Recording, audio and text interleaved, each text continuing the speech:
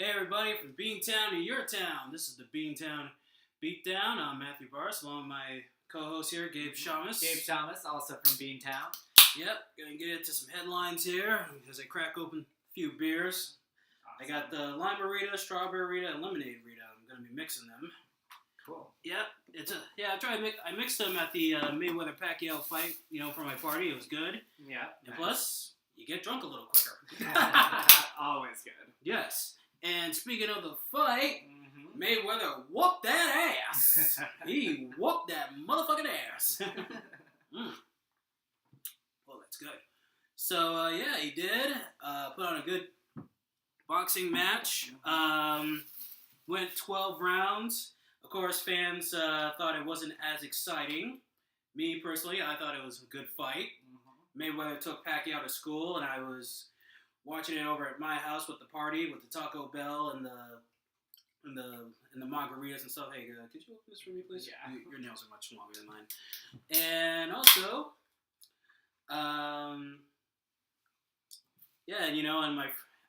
won $165 betting on the fight. Oh, did you really? Yeah, well, my mom and I, we bet our allowance money. Okay, all right, here we go. My mom bet $100. I bet my 65. So, of course, I said I was going to go 12 rounds because I knew both guys weren't going to go away that easily. And my mom picked Pacquiao in 7. Matter of fact, Skip Bayless from ESPN First Take picked Pacquiao in 7, and that didn't happen. And he was actually really very pissed this morning on ESPN First Take. He actually had to wear the Mayweather hat and shirt because he lost the bet with Stephen A. Smith. Okay. Yeah, so all sorts of people all across the country, I'm sure. Oh yeah. Remember how we were talking the celebrities took sides and all. Yeah, all the people. Hey, 50 Cent bet $1.6 million. I know he's rich, but now. And so am I, because I won $165, baby. So I'm rich, biatch. So, fight of the century. How do we feel afterwards? Oh, it was good, and I thought it was a good fight. A lot of people had to complain about it, but I'm going to get into those sons of bitches later on the show. Now, onto some more headlines. Speaking of boxing, this Thursday night is Golden Boy Promotions LA Fight Club Series, once again at the Bellagio Theater in LA. And on the undercard, I forget who's fighting in the main event. I know it's Avalali, or however you pronounce his name, but Oscar's cousin, Diego De La Hoya, is going to be fighting on the undercard. And Diego De La Hoya really has been doing good lately. He's a good fighter. He's really been stepping up in competition. And if he keeps going the way he's going, I'd say in about a year and a half, he could be close to getting a world title shot. All right. Yeah, but if I'm Omar Figueroa Jr., Abner Mares, and Leo Santa Cruz, I better sleep with one eye open. And also, speaking of boxing, again, Premier Boxing Champions this Saturday afternoon, 4 o'clock on CBS. We have Omar Figueroa Jr., as I mentioned before. He's going to be taking on Ricky Burns in the main event. And in the co-main event, we have Anthony Mundane in a super welterweight fight against Austin Trout, who may remember from his victory over Miguel Cotto and for getting knocked for losing to Canelo Alvarez, and trying to get back on the winning streak there, and maybe get a rematch with Canelo after Canelo's fight with Kirkland, which is actually this Saturday. But I think after the suspense with the Mayweather fight and stuff, I don't think too many people are going to be interested in that. It's going to be a tough act to follow. Right, totally. Yes. But yeah, I actually plan to be going to my first drawn out fight night on hopefully that Saturday afternoon. So Yeah. We'll see. And also tomorrow night at 11 o'clock on Spike, the return of Glory Kickboxing. There's a 4-man tournament in the heavyweight division, And there's going to be Raymond, the Real Deal Daniels, the Karate Wonder. He's going to be in a co-featured bout. And in the main event for the Glory Middleweight Championship of the World, Artyom Levin from Russia, the world champion, takes on he takes on Marcus. God, I can't believe I'm blanking on his name. Fuck. But those two, they fought in a before under Muay Thai rules, and it's Simon Marcus. That's what I meant. Simon Marcus. Okay. Simon Marcus. Simon Marcus beat our team Levin under Muay Thai rules. So this is a rematch, and it's for the middleweight title. And Simon Marcus, representing Canada, could be the third Canadian champion Glory has. I mean, they have Gabriel Vargas, who's the new featherweight champion. They got Joseph Vedolini, who's the welterweight champion. And for Marcus to win it, three Canadian kickboxing champions. Of course, Canada has been known for having great kickboxers. All right. Yes. And so now we're going to get into the rant of the day. Gabe, All right. you got the floor, man. Yep. So, with all this excitement about the fight on Saturday and all that stuff, I feel like we have both like really sensationalized fight events in this society, and we have sort of like what we should have is like everyday sort of fighting events. I guess that's what you feel a lot of regular fight nights are.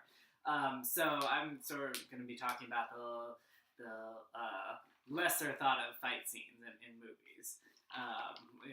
They're either ones that are for different purpose than about the fight itself, or or just aren't thought of it the same way.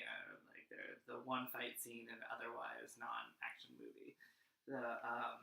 I think those are, it's good to look into those things every once in a while, the less glamorous fight stuff. So, first off, the one that I'm thinking of the most right now is just after the Oscars, there was, of course, Interstellar was everywhere. And the craziest thing that you might not think is that there actually is a pretty big fight scene for a very different reason than trying to defeat your enemy, even though that is the goal. So on Interstellar, they're trying to find the next habitable planet for humanity, and which, by the way, the people who made that movie are telling us that's what we'll have to do if we're not careful. But the funny thing is that there's there's 3 different planets that they go to, and one of them they wake up Matt Damon. he was on stasis and whatnot. And he lies to them about what this planet actually is. He makes it seem more desirable of a place to be, and that there's a lush canyon down at the bottom. But that's a complete lie. He's trying to extend his own life and find a way back to Earth. And he knows that it wouldn't have happened if they found out that the planet is actually worthless for colonization. So when him and I forget his name, but McConaughey actually Matthew McConaughey. Yes. Yeah. I mean, I forget his character name, but yeah, when they get down there, the other 2 are up at base and trying to listen. And anyway, he cuts off the comm and he tells him the truth that this is not a habitable planet after all, and it's a very interesting talk about the need for survival. He's like don't pretend you wouldn't do this shit. Don't pretend you wouldn't do the same shit that I did. You have needs for survival, and you need to get back to your kids. And that's the exact same thing that would be going through your mind if you were in my spot. So anyway, he wants to get back and tell them that we have to move on, and therefore we have to leave Matt Damon behind and go on to the next planet. But anyway, Matt Damon's not going to have that. There's huge wrestling over the mountain, and they they're in these grav suits. They slip, they fall, they get up again. I forget how much, if it's as much punching as it is shoving, but there's definitely something. I think punching, wrestling, all of that. And the crazy thing is that it's that it's not the same type of rules. He's trying to incapacitate his enemy, not kill his enemy. And the goal is to get away from him, but also to have him not screw up their other plan about going on to the other planets. So anyway, that's a fight scene that you wouldn't think of as a fight scene, and yet I think it shows as much grit, determination, and is just as important as other fight scenes. It really means something. It's for his own Matt Damon is for his own survival, and McConaughey is basically for the survival of the human race. He can't let this dude distract him and waste any more time on this useless planet. So, yeah, I think it's just really important and a very different type of fight scene. And I've said before that I think street fights are completely different from entertainment fights, And street fights, you don't have the rules and you don't have the protocol. So this is sort of like that. They're just grappling on the side of the mountain and trying to do what they can so that McConaughey can get back. And yeah, eventually he does. He has to leave him behind. But so yeah, I think that there are fights like that in movies that are they're as important and they have like a different purpose. I don't know. Can you think of something else like that? Probably almost every martial art movie I've ever seen. Again, martial art movies are supposed to be like that, though. Yeah. I know that's the joke, but no, martial art movies are supposed to be like that. They're supposed to be like, oh, I'm finding this enemy and I find him and blah blah blah. Yeah. I think like I had another really good example, but now I don't really remember. But yeah. Anyway, I think the great thing about some of these movies is that it puts us in our own shoes. Like, the thing about an action movie is that the hero is kind of unattainable. Right. You couldn't. A lot of us couldn't see ourselves as him, even though we would like to. So something like that fight in Interstellar, or something like I think there's a fight in Wonder Boys. When I think about it, the one about those authors that one of them's on drugs, and anyway they steal someone something. There's a fight like that as well. They're two sort of ordinary guys, but then he's just had it with the other dude, and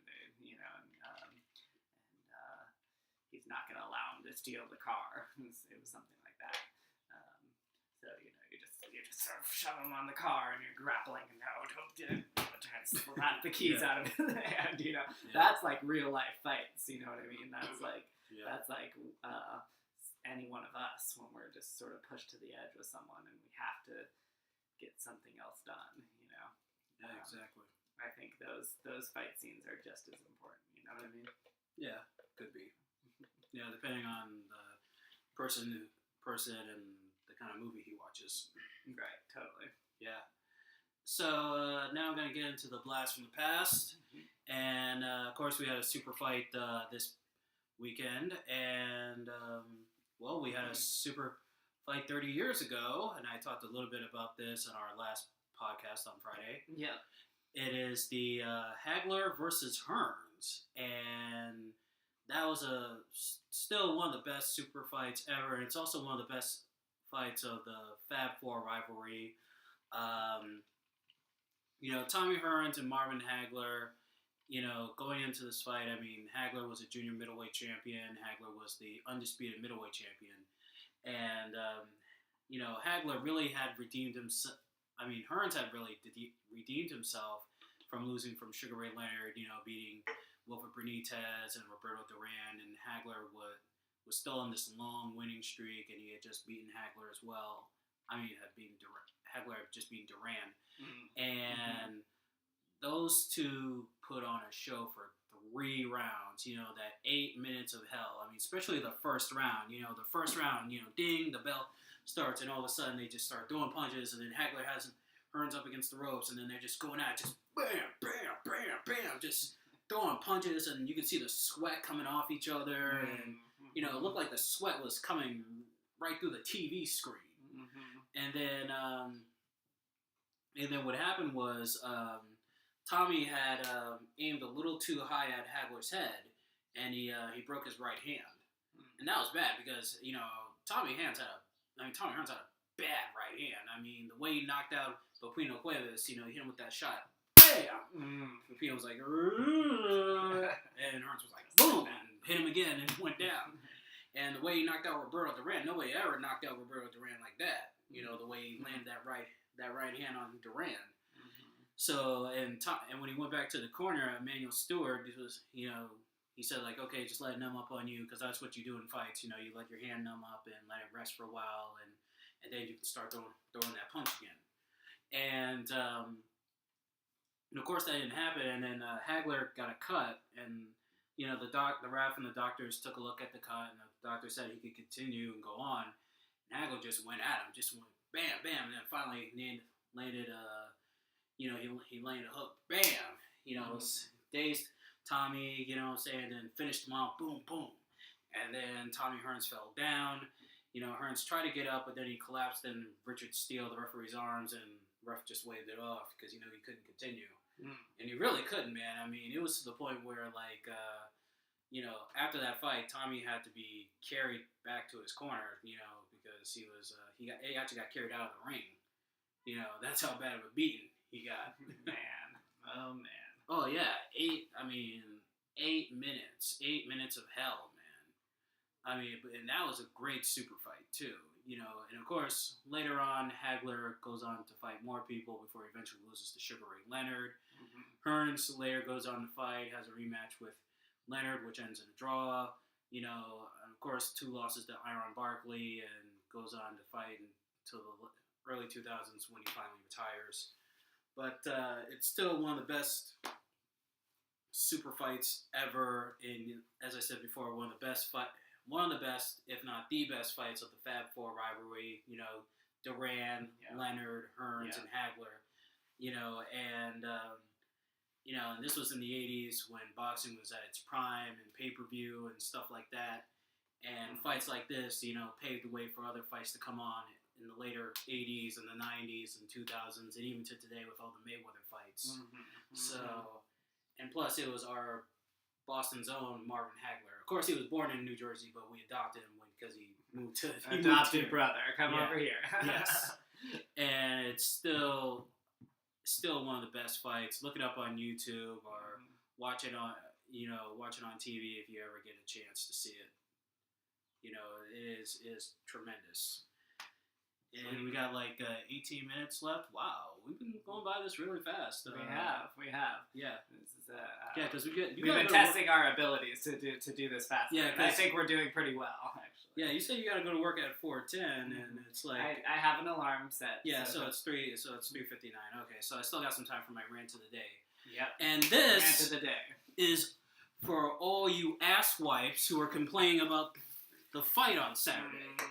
Okay? Yeah. And I said this before in the podcast when we were talking about the Ronda Rousey fight. Fight fans are spoiled, rotten little bitches. They are just spoiled, rotten little bitches. You people wanted this fight for 5 years. For 5 years, you wanted this fight. You were saying, "Oh, Mayweather, he's not really great. He hasn't really, he hasn't fought Pacquiao yet. And until he fights Pacquiao, he isn't one of the best. And Pacquiao's going to give him a boxing lesson. Pacquiao's going to match him speed for speed." And you know what? Let me tell you something. Mayweather schooled Pacquiao. And don't give me that shit about Pacquiao's shoulder, okay? Pacquiao and his promoter Bob Arum talking about, he injured his shoulder. He wasn't at 100%. Bullshit. Mayweather has had bad shoulders and bad hands. And you know what? He was a professional. He had to do what he had to do to win. Okay, so stop fucking crying, man. Stop fucking crying. Okay?